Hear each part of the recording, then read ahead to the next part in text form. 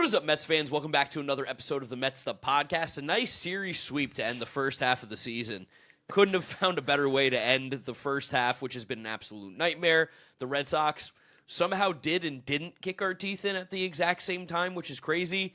Mets stunk it up. Let's talk about it before we get going into it. Make sure you are subscribed to the Mets'd podcast. If you want to see MLB draft content, that will be our next episode. We'll briefly talk about things today, but we're going to go way more in-depth on the next one. So make sure you are subscribed to us over on YouTube to see that, as well as to our audio feed on Spotify, Apple Podcasts, Google Podcasts, wherever you get them. Drop a rating, drop a review, download, and subscribe. How about that series, James? Horrible, deflating, miserable baseball. Like, there wasn't even a second where I talked about how much fun the end of that Royal Series was.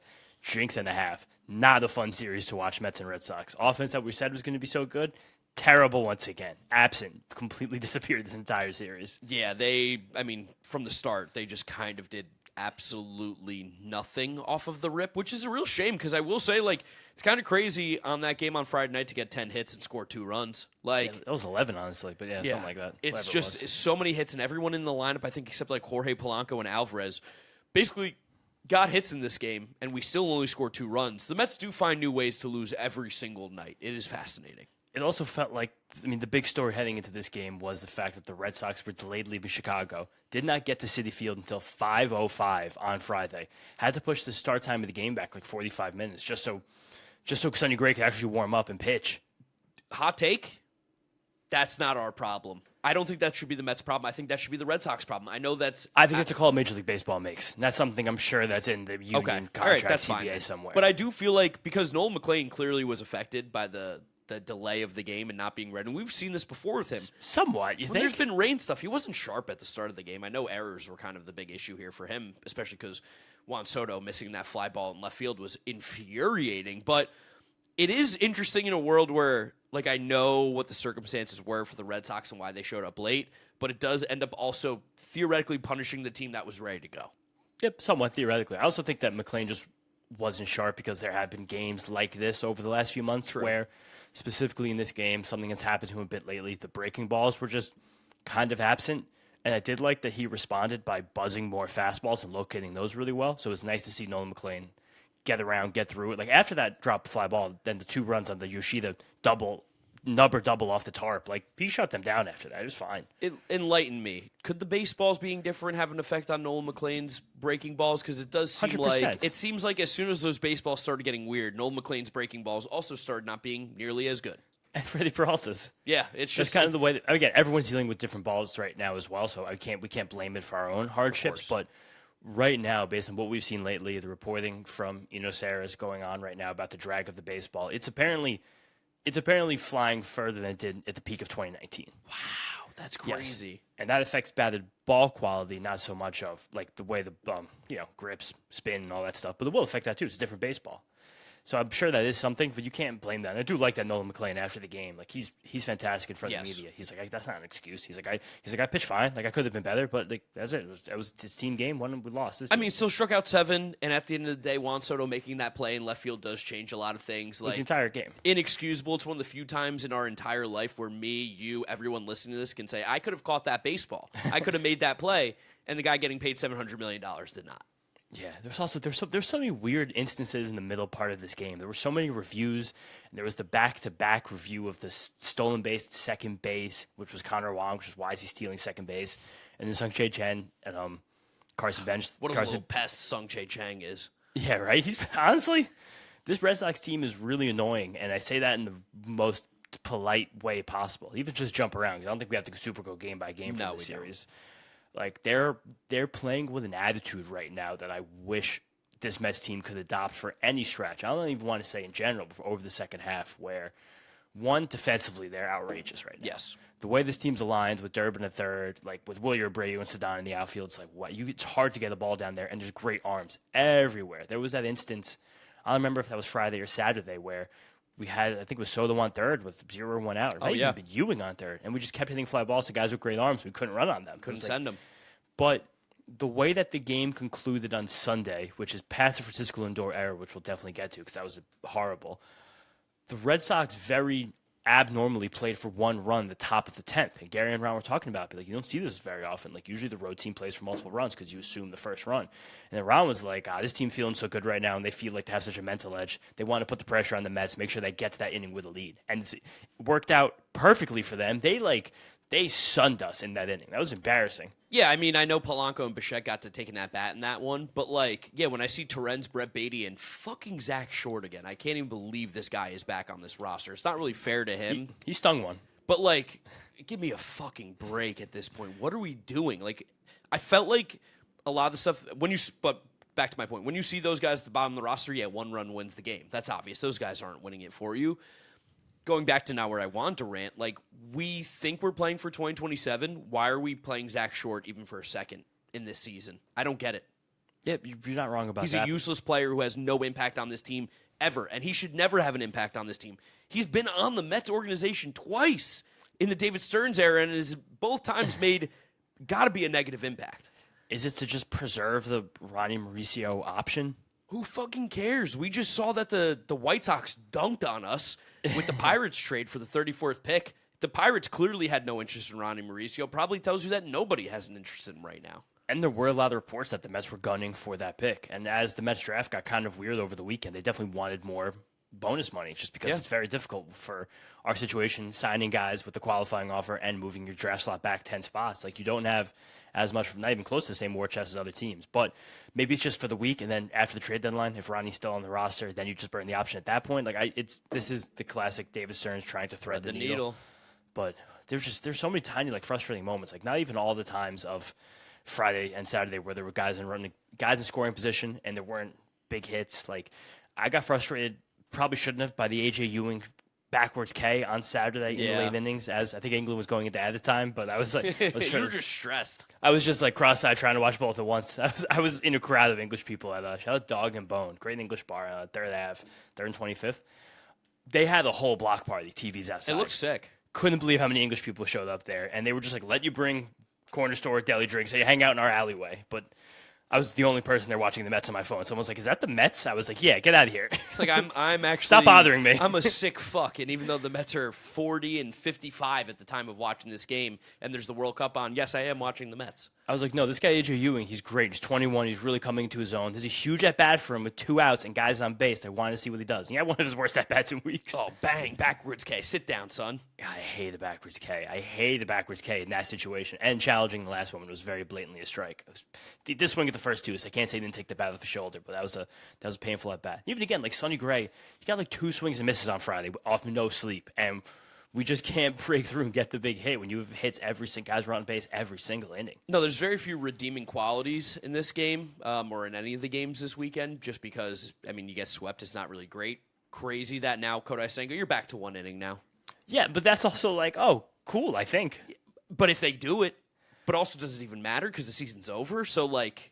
No, I think this is the best path forward for sure. Like, I don't want, and again, you know what he did? He took out all the other pitches. He only threw fastballs and ghost forks. He went through 9 pitches, so we didn't have to see that much. But he also didn't get the fastball like over 96 really that much. So we'll still see what goes on. But I did like, again, this is the version of the 1 inning Kodai we're going to get a chance to see now. Yes, which is probably the best version of him because the other version's really bad. I think we're past it. We don't need to see that one anymore. I guess also too, we should talk about Zach Thornton because I think that was let's talk about Zach. That was the best thing that came out of this weekend for the Mets is that Zach Thornton was phenomenal again. He's great. On Sunday, back-to-back starts where he's completed 6 innings. Those starts happened 2 weeks apart. Don't ask David Stearns why that was, but he was awesome. Like, he just kind of showed up from the get-go, was throwing strikes, attacking hitters, living on the edges, just cutter, decent fat, not afraid to challenge guys. This is a Boston lineup that is very challengeable. It's not like Murderer's Row.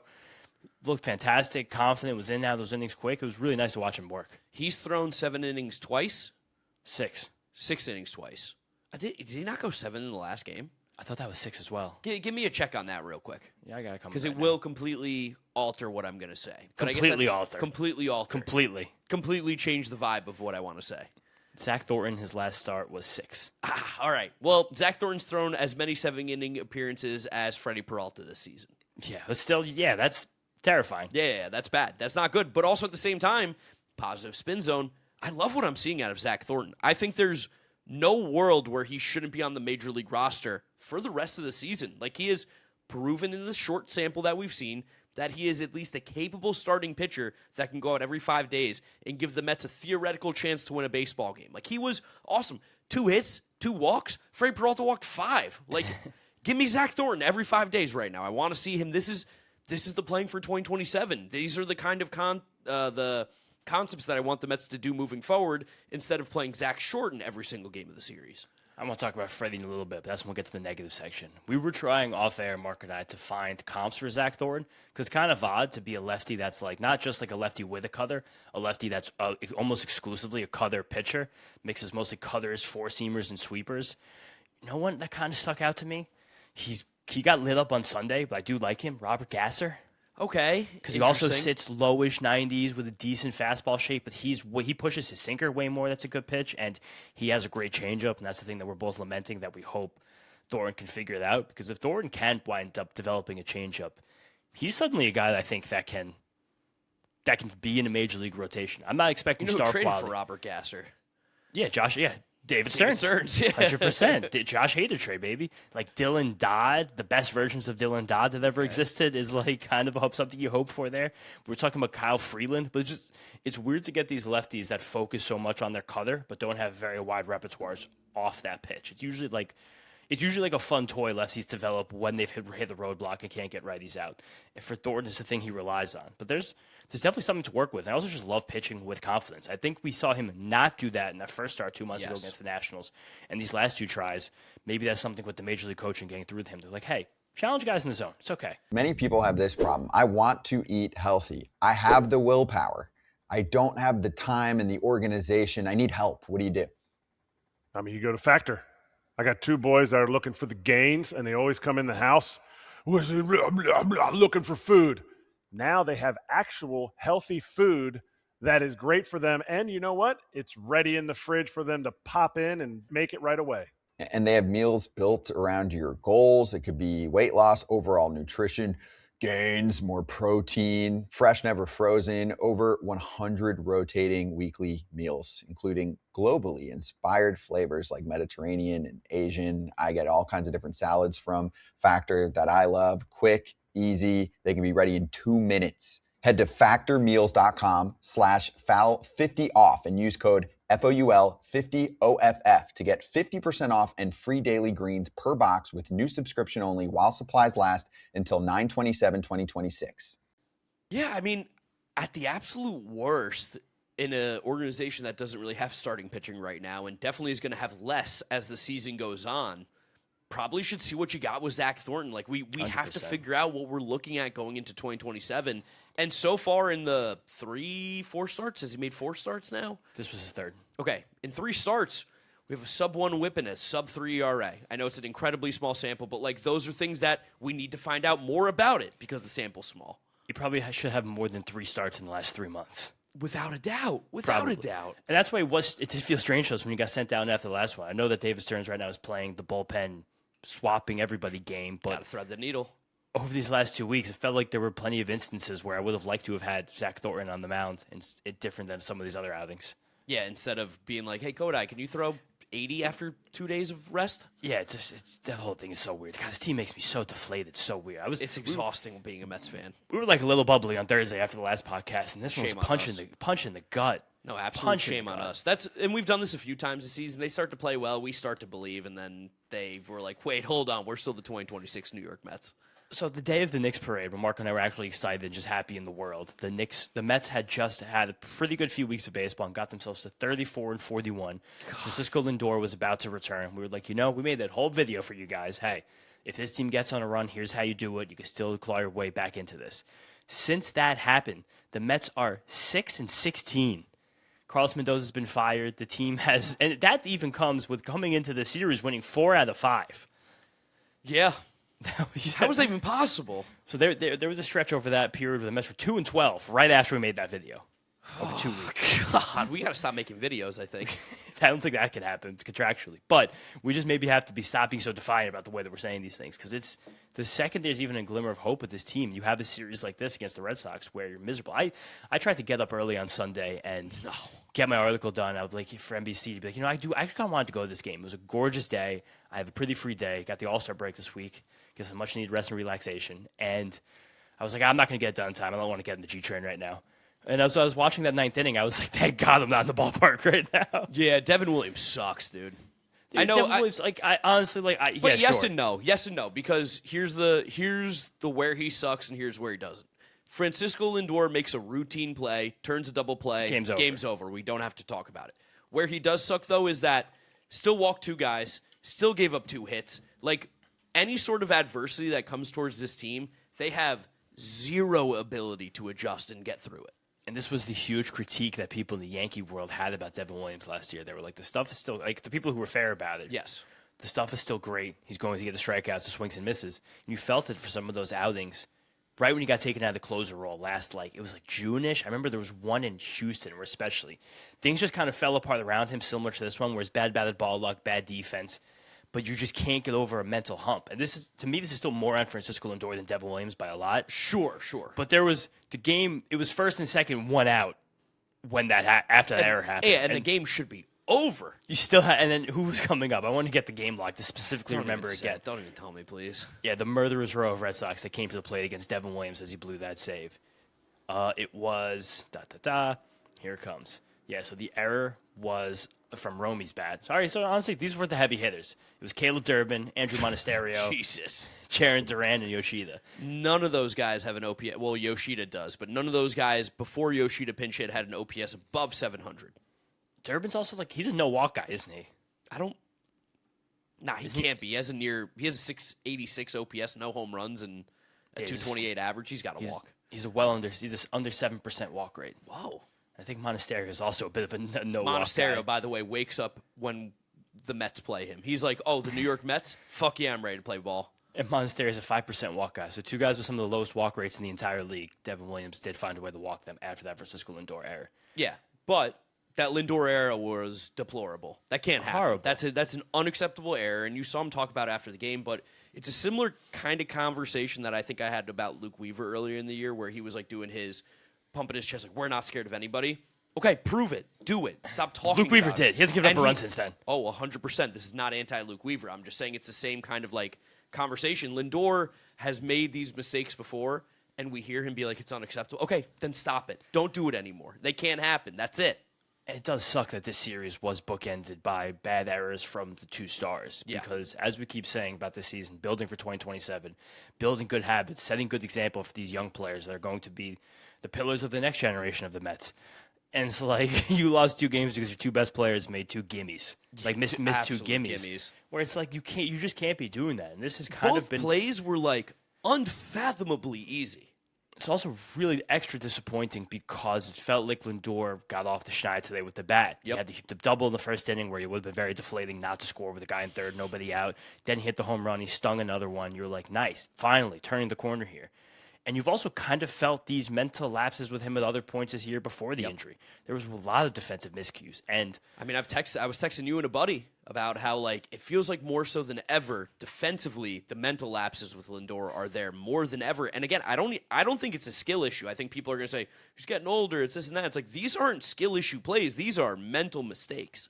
No, big time mental mistakes. And those are the ones you've never seen him really make, and it's odd, and it's also kind of worrisome. I keep going back to what I say in this podcast a lot about last year, the weird no captain comment from Steve Cohen after the video got leaked and it didn't happen. Like, I do wonder where, I'm not saying he doesn't want to be a Met. It doesn't seem like he's had the same tenacity. I understand that the way this team has played since then, it's hard to have tenacity because we've been dog shit basically the entire time. We haven't had a moment where this team was playing good baseball in a calendar year. The fan base is also completely turned on him too, so that's probably not great either.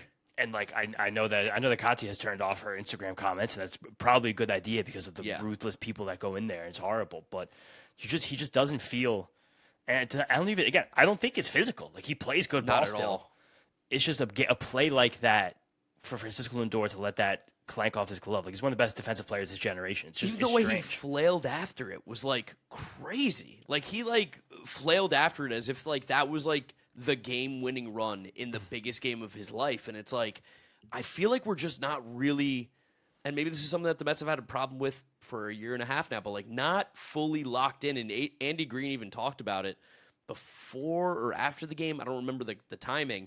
He said, like, we have put ourselves in positions to win baseball games the entire season. The problem is that we do not execute. And I don't know how the Mets get better at execution right now. This is a weird, I think, answer that nobody seems to have.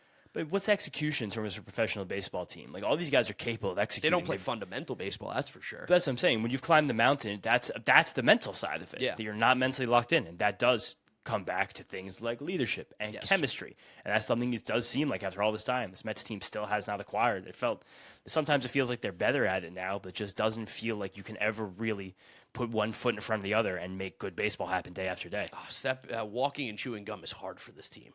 And again, that's why it's so disheartening that in a series like this, where you had 3 winnable games. Extremely winnable games. Shockingly winnable games. Like if you win 2, and the other team didn't sleep before the series started. No. So made them all extra winnable. Like, again, Saturday, maybe not because you really didn't hit at all against the bullpen game, which just sucked. But, like, you had your 2 theoretical best pitchers on the mound the first 2 games of the series. To not win one of those, and then you waste a 7-inning gem from a rookie, you blow his first Major League win, and the whole thing is bookended by your 2 stars missing 2 absolute easy, like, 99% plays. Like, it's just gross every day. No, it stinks. I mean, but that's also what we've seen from this 2026 Mets team. When it smells like shit, it probably is shit. Like, that's just kind of how this team is. And blatantly happy that we're fully on board. Bad baseball team. Terrible baseball team. So all you guys in the comment section yelling at us about whatever it is, listen to us. Listen to me right now. This team is bad. We don't care about 2026. It's over. You should stop caring too. Yeah, I mean, again, you can still care about it. And Ronnie and Gary were a little tongue-in-cheek about it today, being like, it's my sentiment in this game that if you're still mathematically in play, you still got to play hard every single day. Yeah, and then they were being so tongue in cheek about coming out of the break. They were like, "You guys can be back with us Thursday." We're not back until Saturday, thankfully, because ESPN wanted the showcase game, and you got the Mets and Phillies. Yeah, why? And also standalone game on Thursday night, Mets Phillies. It sucks that we don't get the actual full All-Star break. We get to come back a day earlier than everyone else. I mean, we've barely been having All-Stars. Did we ever get added to the team? No clue. Yeah, I don't know either. No idea. We have to do that for the wide-up this week. You got to quiz me on the All-Star teams. I don't know them. That'd be so fun.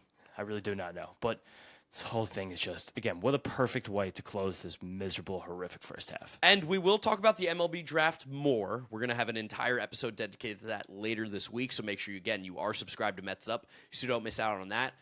A couple quick media marvels. Can I give you one? Yeah, give me some. I mean, Dal, who should not be named on the podcast, you know who he is. He works for another big media company in the theoretical sports world, and he's a big Mets fan, so you can, connect the dots there.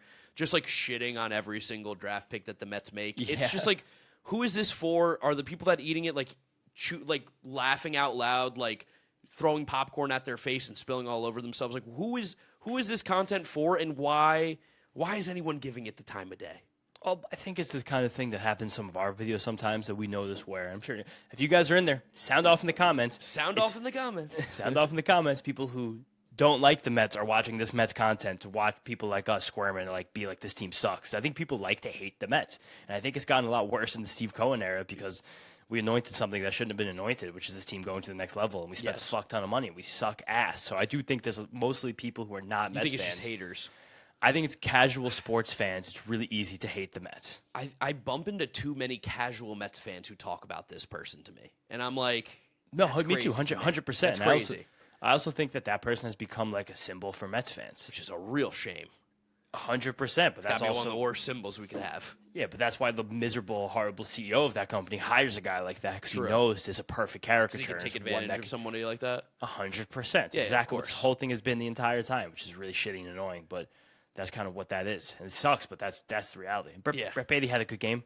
He did. He had a great game. The other two, not so much, but he's gonna trick us all trick us specifically, you and I, into buying back in. I mean, I'm not buying back into Brett Beatty. I don't hate him like everyone else. I think that's kind of what my stance is going to be on the guy forever. I'm not going to hate Brett Beatty. You're never going to get me to. No. Also, it's kind of interesting this weekend how you took a red hot Bo Bichette out of the lineup and the entire offense fell apart. Yeah, and it seemed like it was a thread the needle moment for the IL again. Yeah, it seemed like they said he had general soreness. They wanted to give him a full week off, and then we just got a A lot of Zach Short, Beatty at third. That's kind of how this weekend went. If I see Zach Short play out at the All-Star break, I'm going to lose my fucking mind. I have really bad news for you. But at the same time, like, it's what happened the first 2 months of the season where this lineup was terrible, couldn't get out of their own way. Bo Bichette couldn't hit. He gets red hot for 6 weeks. We become a better than league average offense over the last 6 weeks. Can't pitch. And then all of a sudden, Bo Bichette misses these 3 games, and in 3 games, the Mets scored 4 runs. Yeah, it's just, I mean, they're a mess. We know this. It's the 2026 New York Mets. I mean, it's just, we gotta observe anything on this, and that's kind of all I have for this. I mean, do you want to just briefly give our takes on like the first few picks? Sure, brief take. Just because like Carson Wiggins and Aiden Robbins, I have opinions on without doing deeper research than I already have. Why.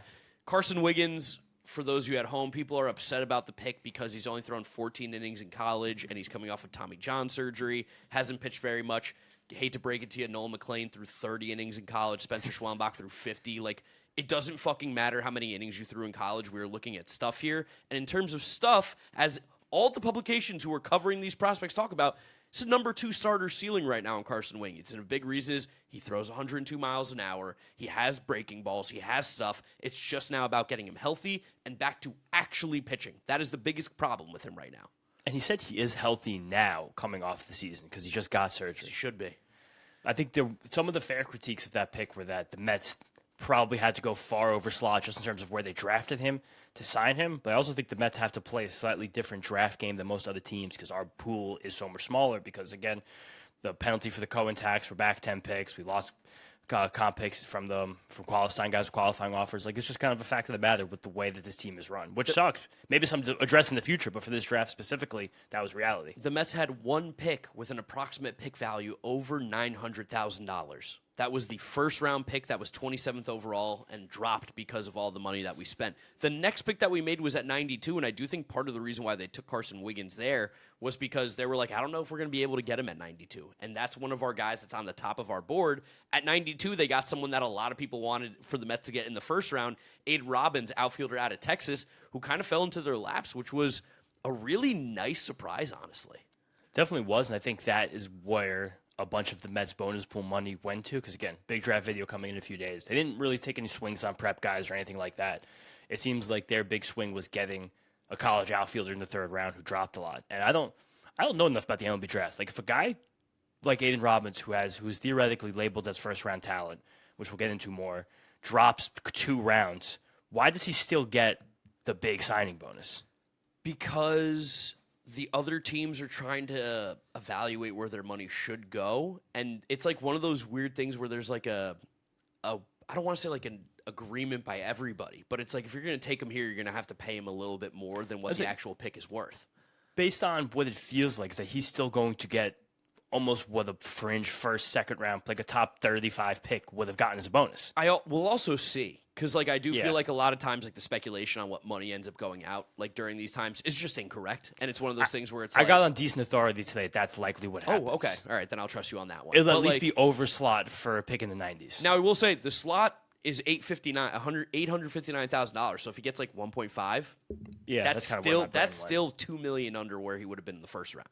Okay, yeah, again, these numbers don't come out for a while, and that's why the MLB draft, for me, gets frustrating, because it's not like the other drafts where it's like, I want the good player. The whole thing is these backroom negotiations. I don't even think this year more so than the previous years, the first round went very much more straight up than trying to finagle the money stuff. I think I saw that Jim Callis nailed, like, 12 or 13 picks. Yeah, I think Kyle McDaniel was really good too. Like the craziest thing was in the first round, Zion Rose got taken at 6 by the Royals, which was kind of like a whoa, didn't see that coming. But everything else seem to do that every draft, and it never works out. No, Frank Mazzucato didn't work out. Like Zion Rose, good for him, very happy for him. But that was because they had 2 first round picks, and then their second one. Shout out Lance Brosdowski, friend of the podcast. You guys should check out his content. They got his number 3 college pitcher out of the draft, who's probably going to get a little bit of that extra money. This episode is brought to you by FanDuel. Baseball fans, the MLB season is in full swing, and FanDuel is giving you a chance to call your shot with daily dingers. Joining the action is easy. Just make your free pick on who's hitting a home run in their game, and if you're right, you'll get a profit boost to use on your next bet for a chance at extra winnings. It's just another reason why FanDuel is the home of home runs. So, are you ready to play your game? Head over to FanDuel.com/podcast to get started. That's FanDuel.com/podcast to opt in for Daily Dingers. Make your free pick on who's hitting a homer. Play ball. Swing for the fences on FanDuel, an official partner of Major League Baseball. No purchase necessary. Opt-in required. Bonus issued as non-withdrawable profit boost tokens. Restrictions apply, including any token expiration and max wager amount. See terms at sportsbook.fanduel.com. Gambling problem? Call or text 1-800-GAMBLER. Maybe we could reach out to Lance, do like a pitching prospect stuff. Yeah, I'd like to do that At some point, yeah. I'd like to have Lance on again. But that's kind of where, again, we're going to dive deeper. Those are two guys that we have some takes on. Because I think Robbins fell because he to me, he profiles like a fourth outfielder. It was a guy that went from small school to big school, had a productive season, but didn't really have the best under the hood stuff as a righty bat who probably doesn't stick in center field. Yeah, it's not the best profile, but I will say, I think something that we are adjusting to more so now with prospects is kind of taking at heart what they do, especially in a big conference like the SEC. 24 homers, near 430, 426 OBP and a 1100 OPS. It's at least worth a look of can you continue to just keep hitting at every single level that you get to?